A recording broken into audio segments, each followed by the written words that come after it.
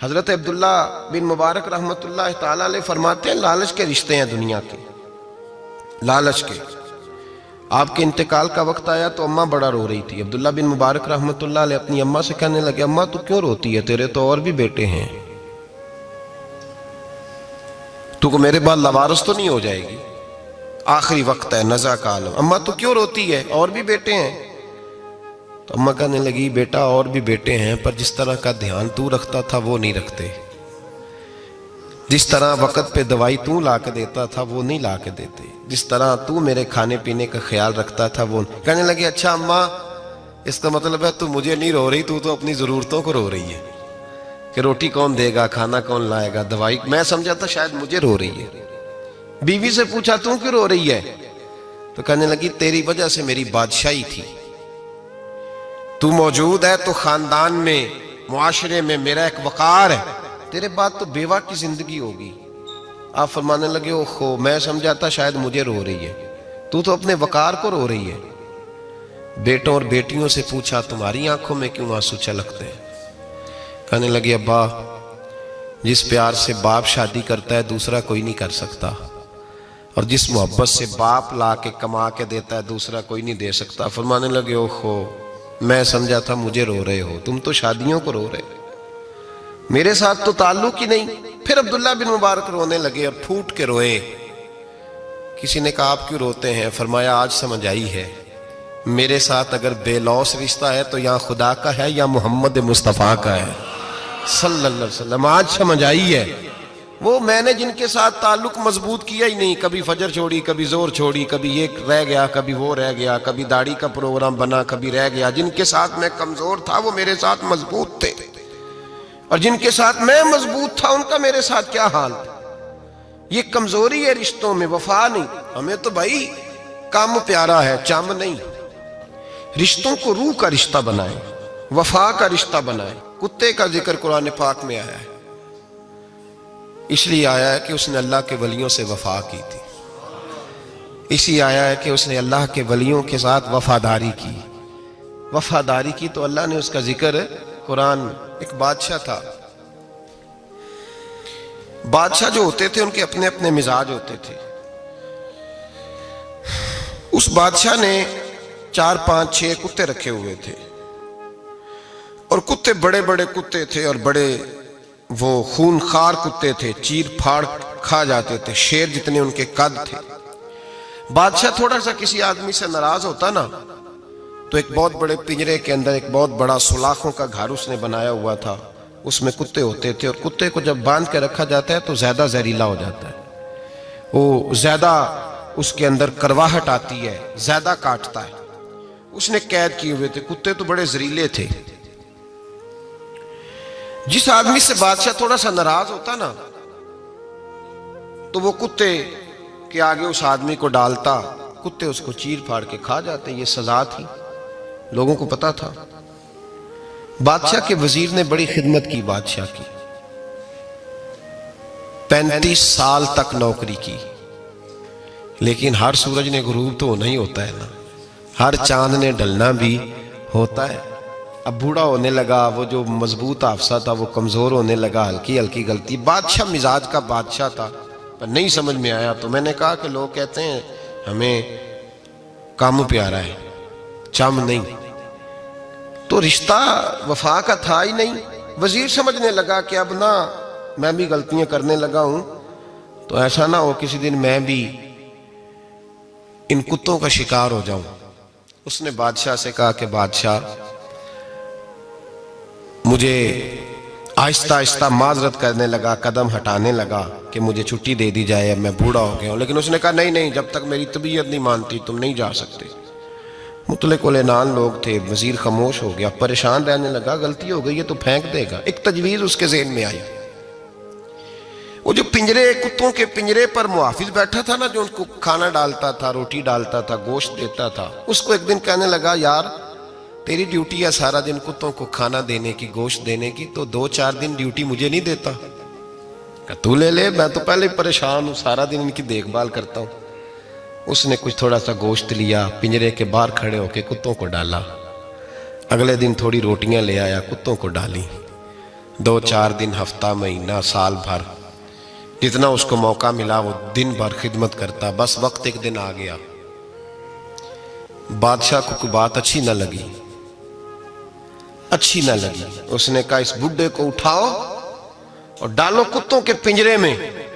सारी जिंदगी यहां रहा, इसे अभी तक नहीं पता चला मेरे मिजाज का। जब उठा के पिंजरे में डाला ना, तो बजाय इसके कि कुत्ते उसे काट खाते, वो उसके पैर चूमने लगे। वो पैर चूमने लगे, हाथ चूमने लगे, चाटने लगे। तो बादशाह सामने खड़ा था नजारा देखने को कि चीर फाड़ करते तो खुश हुआ करता था, खूनखार दरिंदे जैसी उसकी तबीयत हो गई। जब देखा प्यार कर रहे हैं,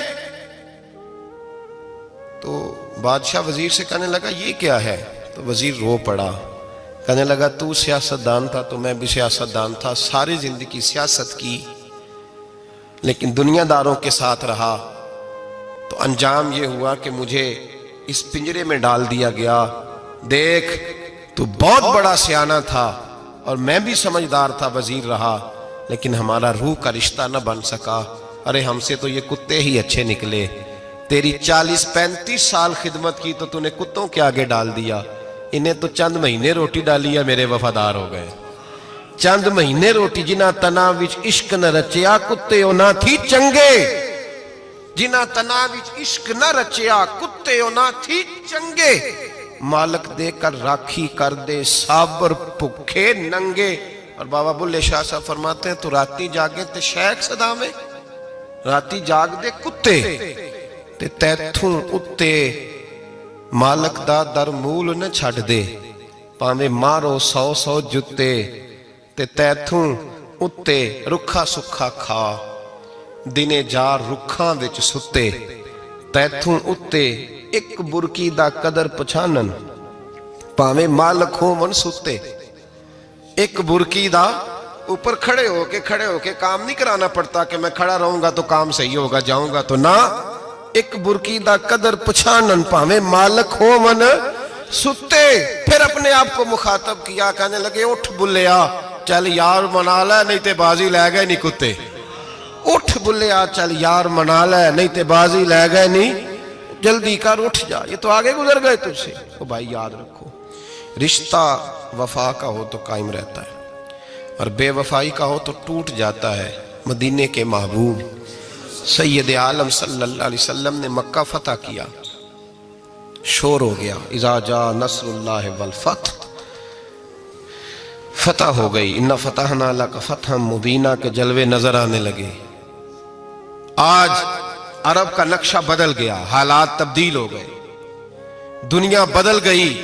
महबूब पाक सैयद आलम सल्लल्लाहु अलैहि वसल्लम इस शान से मक्के में दाखिल हुए कि हर कोने से नबी पाक के नाम के नारे बुलंद होने लगे।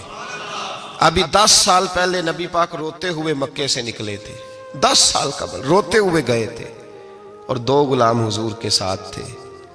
आज उसी मक्के में हुजूर आए हैं तो लगता है पहाड़ और पत्थर भी मेरे रसूल के नारे लगा रहे हैं। तो एक उरूज हो गया, हालात एक नया रुख इख्तियार कर गए और मक्का मुकरमा के अंदर अल्लाह तबारक, अब तो इहाता बड़ा हो गया है, मुताफ बहुत बड़ा हो गया है, हरम शरीफ की मस्जिद को वुसअत दे दी गई है, लाखों लोग आ सकते। उस वक्त जब 10,000 लोग आए ना, तो सीरत निगार कहते हैं यूं लगा जैसे दरख्तों पे भी लोग चढ़े हुए, पहाड़ों पे भी लोग हैं, इतना मजमा था। कहाँ 2-3 लोग और कहाँ हजारों का इज्तिमा। मेरे नबी पाक सल्लल्लाहु अलैहि वसल्लम ने तवाफ किया ऊँटनी पे बैठ के काबे का, फिर मेरे महबूब तशरीफ लाए और हुजूर ने खाना काबा का दरवाज़ा खोला, फिर मेरे नबी पाक ने बुत तोड़े, फिर मेरे महबूब ने खाना काबा के दरवाजे में खड़े होकर खुतबा इरशाद फरमाया, फिर मेरे रसूल पाक सल्लल्लाहु अलैहि वसल्लम के जलवे ज़माने ने देखे। इन सारे हालात में दुनिया ने एक वफा का अजीब मंजर देखा कि उस मौसम में बहार में ना तो आवाज़ हज़रत अबू बकर के नाम की बुलंद हुई, ना उमर फारूक और ना मौला अली के नाम की बुलंद हुई। उस मजमा आम में महबूब पाक की आवाज़ गूंजी तो रब करीम के हबीब ने फरमाया, आई ना बिलाल, मेरा बिलाल कहाँ है, मेरा बिलाल कहाँ है, उसको बुलाओ ना, किधर है बिलाल। अजीब रंगे वफा देखा ना लोगों ने, ये वफा। फरमाया बिलाल किधर है, حضرت بلال ہاتھ باندھے سب سے پیچھے، وہ شہرت سے بچنے والا پیچھے پیچھے رہتا ہے، جی چاہتا ہے ساری غزلیں اس ظالم کے نام کروں۔ پیچھے تھے حضرت بلال رضی اللہ تعالیٰ عنہ، دوڑے حضور میں حاضر ہوں، فرمایا ادھر آ یار، کعبے کی چھت پہ تو چڑھ ذرا، آذان تو سنا۔ ایک صحابی حضور کے کان میں بولے، اور یہ بھی حکمت الہی تھی کہ وہ بولے، حضرت بلال کی شان ظاہر ہونی تھی، کان میں کہا یا رسول اللہ کافر پہلے ہی مر گئے، پہلے ہی کوئی حال نہیں ان کا، آج تو بالکل ہی ختم ہو گئے حضور، آج آپ کا سکہ چل گیا ہے، بلال کے بڑے دشمن ہیں، بلال کو رہنے دیں، کوئی اور نہ آج اذان دے دے۔ کان میں بات کہی تھی، چاہیے تھا جواب بھی کان میں آتا، پر معصوم آمنہ فخر آدم و بنی آدم وفا کا خطبہ پڑھنے لگے، وفا کا خطبہ شروع ہوا۔ میرے حبیب علیہ السلام نے فرمایا کان میں بات کی تھی، حضور کان میں جواب دیتے، لیکن حضور نے فرمایا چپ کر یار، تو نے عجیب بات چھیڑ دی ہے، جب مکے میں پتھر کھانے ہوں تو بلال، اور جب بدر میں تلواریں چمکے تو بلال، احد میں پتھر برسے تو بلال، اور گلے میں کس کے رسی باندھ کے سے مکے کی گلیوں میں گھسیٹا جائے تو بلال محمد محمد کہے، اور آج اللہ عزتیں دے تو کسی اور کو چڑھاؤں، فرمایا چپ کر کے سارے نیچے کھڑے رہو۔ آج کعبے کی چھت پہ بلال کھڑا ہوگا تو میں دنیا کو بتاؤں گا وفا کس چیز کا نام ہوا کرتا، بلال ہی چڑھے گا کعبے کی چھت پہ۔ کس نے ذروں کو اٹھایا اور صحرا کر دیا، یہ کس نے قطروں کو ملایا اور دریا کر دیا، اور کس کی حکمت نے یتیموں کو کیا در یتیم اور غلاموں کو دنیا بھر کا مولا کر دیا۔ بھائی یاد رکھو، رشتہ جو وفا کا ہوتا ہے نا، اس کا بڑا رنگ ہوتا ہے، اس کا بڑا انداز ہوتا ہے، اس کے بڑے طریقے ہوتے ہیں۔ اگر حضرت حلیمہ غربتوں کے عالم میں میرے مصطفیٰ کو لے کے گئی تھی نا، تو معصوم آمنہ نے بھی تو سبق بڑا نرالا دیا نا امت کو۔ حضرت حلیمہ جب لے کے گئی تھی تو تب تو 3 لوگ تھے نا، کوئی دیکھنے والا نہیں تھا، 3-4 لوگوں میں لے کے گئی تھی۔ حلیمہ کہتی ہے جب میں نے رنگ دیکھا تو میں نے نرالا دیکھا ہے، مسجد بھری ہوئی تھی غلاموں سے، اور کریم رسول منبر پہ بیٹھے تھے، سادی سی بی بی جس کے لیے کبھی کوئی اٹھ کے کھڑا نہیں ہوا تھا، کوئی بھی، لباس بھی پرانا اور میلا تھا، کہتی ہیں جب میں نے مسجد میں قدم رکھا تو وہ والے نعرے لگے جو فرشتوں نے بھی دروازے کھول کھول کے دیکھے کہ کسی کے نعرے لگ رہے ہیں، اور جناب حلیمہ کہتی ہیں کسی نے ایسا کبھی استقبال نہ دیکھا ہوگا، حضور اٹھے گویا اللہ کی ساری رحمتیں اٹھ کے کھڑی ہو گئیں، اور پھر مصطفیٰ کریم نے بچھائی جب چادر، اور حضرت حلیمہ سعدیہ رضی اللہ تعالیٰ عنہ بیٹھی، اور حضور التحیات کی حالت میں سامنے بیٹھو، تو لوگوں کو پتا چلا جو وفا کا رشتہ ہوتا ہے اس کا رنگ ذرا نرالا ہوا کرتا ہے، اس کا انداز ذرا انوکھا ہوا کرتا ہے۔ بھائی رشتہ وفا کا، رشتہ خلوص کا، لالچ کا رشتہ اگر آپ نے کمپنی والے کی اس لیے دعوت کی ہے نا کہ وہ آپ کو مال صحیح دے گا، تو بھائی وہ بھی اس لیے آیا ہے کہ آپ اس کا مال زیادہ بیچیں گے۔ اگر آپ کسی رشتہ دار کے ساتھ اس لیے تعلق رکھتے ہیں نا کہ اس کے پاس پیسے زیادہ ہیں، تو وہ بھی اس لیے آپ کے ساتھ تعلق زیادہ رکھے گا کہ کبھی کبھی چلو گاڑی چلا لے گا، کبھی کبھی میرے کسی کام آ جائے گا۔ یہاں خلوص دیکھو، یہاں اگر آپ کے ہاں خلوص ہے تو پھر سامنے بھی آپ کو بڑا خلوص ملے گا۔ نبی پاک سید عالم صلی اللہ تعالیٰ علیہ وسلم نے رشتوں کی مضبوطی کا حکم دیا ہے۔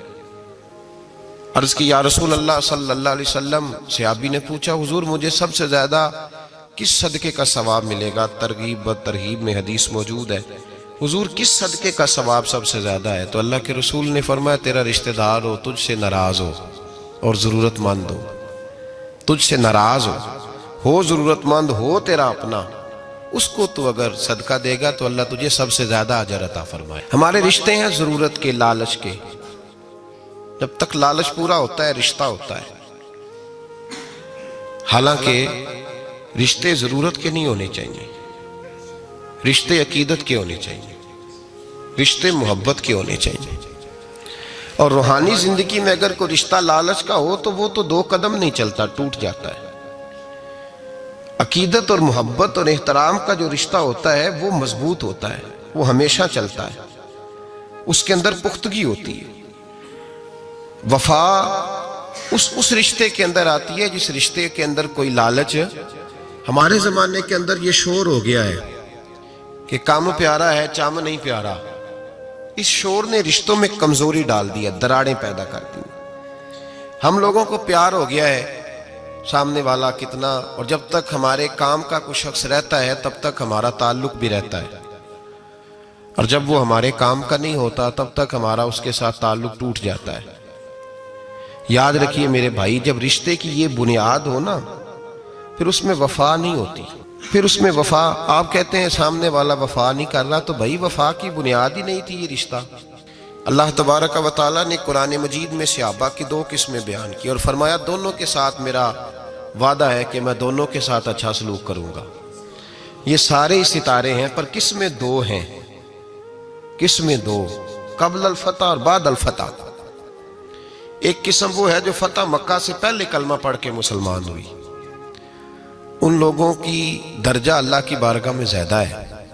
جو فتح مکہ کے بعد مسلمان ہوئے، اگرچہ وعدہ ان کے ساتھ بھی رب کریم کا ہے، سارے ستارے ہیں، سارے عظمت والے ہیں، لیکن چونکہ فتح کے بعد آئے تو ان کا وہ والا درجہ، ان کا درجہ زیادہ ہے جنہوں نے اسلام کی غربتوں سے پیار کیا، جنہوں نے بھوک سے پیار کیا، جنہوں نے بدر کی تنہائیوں سے پیار کیا، جنہوں نے احد کے پتھروں سے پیار کیا، ان کا درجہ شریعت میں زیادہ ہے۔